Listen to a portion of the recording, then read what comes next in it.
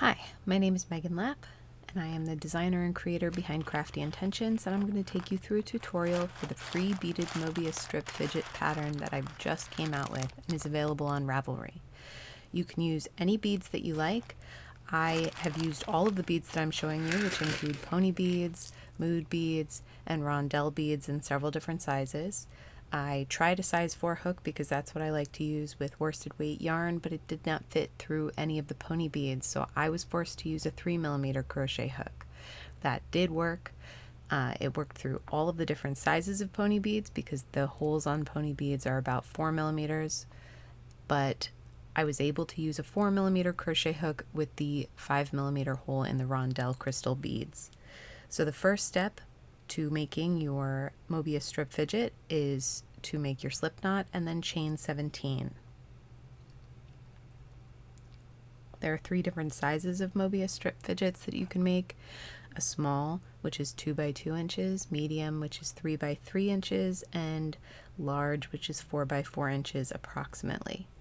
There are also 2 different levels of beadedness that you can make with any of those sizes, lightly beaded or heavily beaded. All of it is included in the pattern.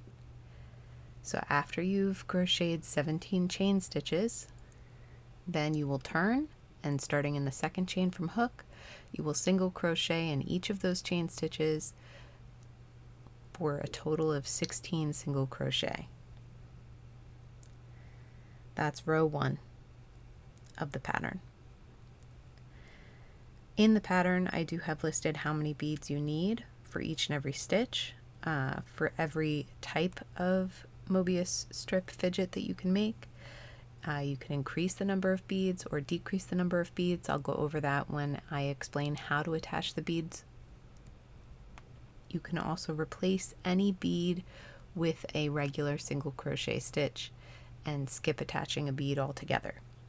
So it really should work for any beads that you have left over or that you find in a deep dark corner of your craft space.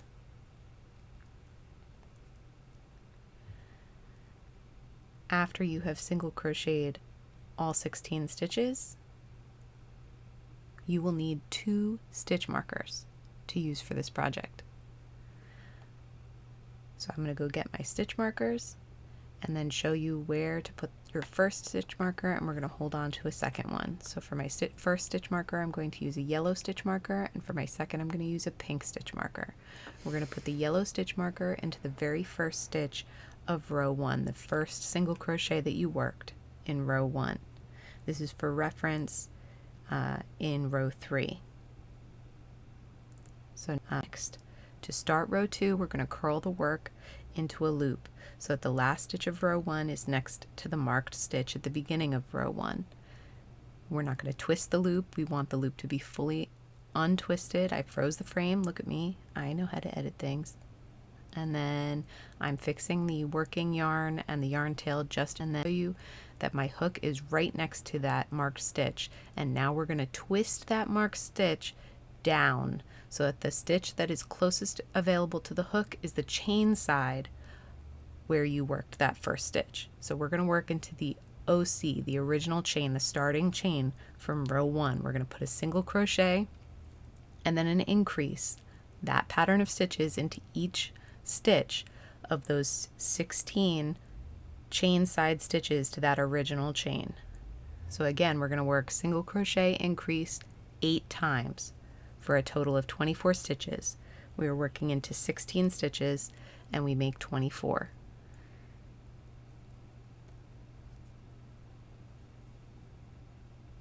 I could have sped this up, but I am still new to YouTube tutorials, and this is my very first time taking a voiceover audio recording for a YouTube video. If you like me doing YouTube tutorial videos, please leave a comment. I tend not to do this because I am a stay-at-home parent, and it is very, very difficult to find quiet moments in which to take videos without screaming or door slamming or odd noises in the background. So if you like this, let me know. I am excited to bring you this pattern in particular because this is my 200th published pattern. That's why the pattern is free, and again, it's available on Ravelry, and I will put that link in the comment in the description below. So we've now completed row 2,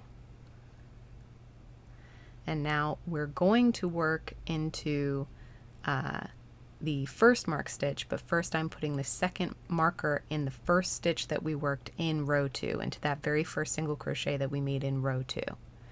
And so now we need to work into the first mark stitch, but we don't turn it that way because that twists the work where that second marked stitch is. Instead, we're going to turn the work so that the yellow stitch marker is up and the pink stitch marker is down, and the area where the pink stitch marker is, see, it's still straight. It's not twisted. Those stitches are not twisted. I'm going to put my hook back in the work, and we're going to work starting into that first marked stitch, the yellow marked stitch, and we're going to capture the yarn tail as we go so that we don't have to weave that in later, and we can remove that stitch marker and set it aside. We don't need it anymore. So now we're going to work single crochet increase into each of the stitches along where we worked row 1. Again, this is row 3. We're going to work single crochet increase times 8 into 16 stitches for a total of 24 stitches.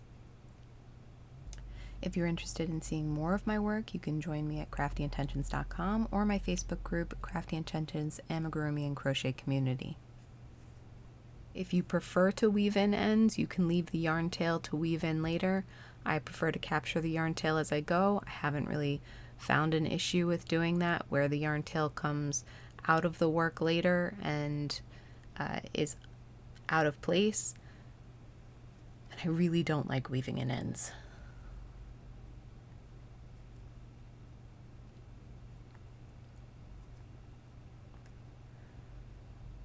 After you complete row 3, you will have made 24 stitches, and you made 24 stitches in row 2. Row 4 begins a point where, starting into that second pink marked stitch, we will work around the entire edge of the work, which means working around all of the stitches that you worked in row 2 and row 3, which is the entire edge of the work for each following row. So I've just finished working single crochet increase times 8, except that I'm fixing that because I'm working with a roving yarn, and I do love this yarn. It's King Cole Riot Chunky in the colorway Cosmic, but sometimes my hook splits the yarn.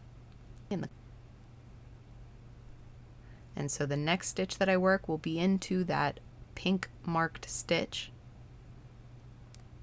I can remove that stitch. I don't need to keep it. You can move the stitch marker up to your new first stitch so that you have a visual for where your row begins, but I don't feel it's necessary for me. In this row, we will work single crochet, increase, and then add a bead. So the first type of beading is to put a bead on your hook, insert your hook in the next available stitch, yarn over, pull up, yarn over, pull through the loop, the bead, and the loop. This embeds the bead in the crochet work so that you can see it from either side of the crochet work. It works great for translucent beads, and I really love using beads this way. The second way to add a bead is to put a bead on your hook, insert the hook into the next available stitch, yarn over, pull up, pull that loop through the bead, yarn over, pull through 2 loops, and then that completes a single crochet through the bead, and it keeps the bead on one side of the work, on only one side of the work. Just like this, you can see the beads on one side, you cannot see the beads on the opposite side of the work. There's a third way to attach beads where you can use 2 beads at the same time. You put 1 bead on your hook, insert the hook in the next available stitch, yarn over, pull up, pull that loop through the bead. Then we're going to insert another bead onto your hook, yarn over, pull through the bead, pull through the first loop, and pull through the second loop. Now I'm going to work another single crochet stitch into the next available stitch. Make sure you're not working into the same stitch you just worked into. This is to show you that there is one bead on the front of the work, one bead on the back of the work, just like this one. On this one, I went a little crazy with the beads. This is the heavily beaded version, and I used a bead in each and every stitch on both sides of the work. So this doubled the amount of beads you can use on the heavily beaded version. So now I'm going to take you through the rest of that row. Again, we are working single crochet, increase, and then we're adding a bead. You can add a bead in any of those three styles that I covered. I'm adding them embedded, which means that it's the first way that I showed you, and you're going to do that all the way around the work. You're going to repeat single crochet, increase, adding a bead 16 times in total. This helps you create 64 stitches.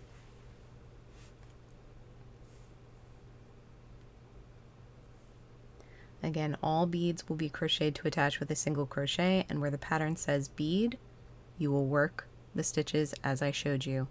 This is what it looks like for the row to be completed. Now, the next row, row 5, I'm going to work the lightly beaded version, which is single crochet 3, increase, and you're going to do that 16 times the whole way around the work. That means every increase will land in the same stitch as a bead. We're just creating a border between the beaded row and the next beaded row.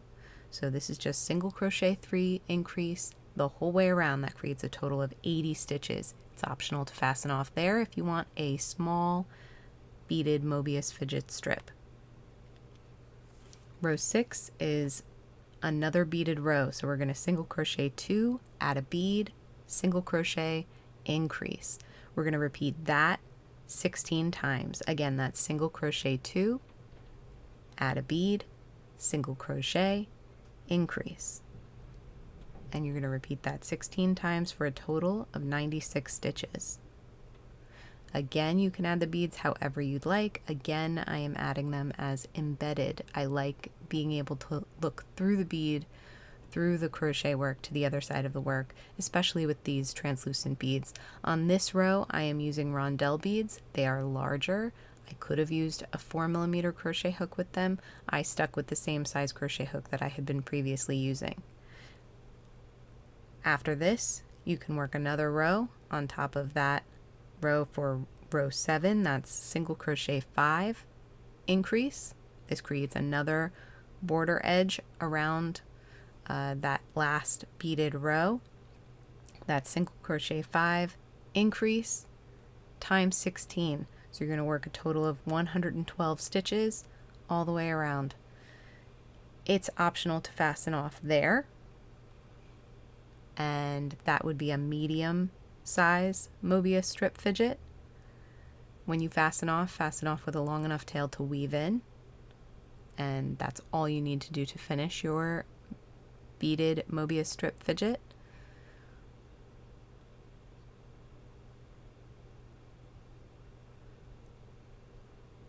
So I'm fastening off and making it a medium size. I'm going to yarn over, pull that through, pull that tight, and then put that on a darning needle. Because I'm using a roving yarn, it helped me to twist the end of the roving yarn before putting it into my needle. Now I'm going to weave in that knot that was created when I fastened off. I'm just making it a little less noticeable, and now I'm going to feed that needle through the crochet stitches along the last row of the work. You can do this as intensively as you desire. I go until I get too bored to continue.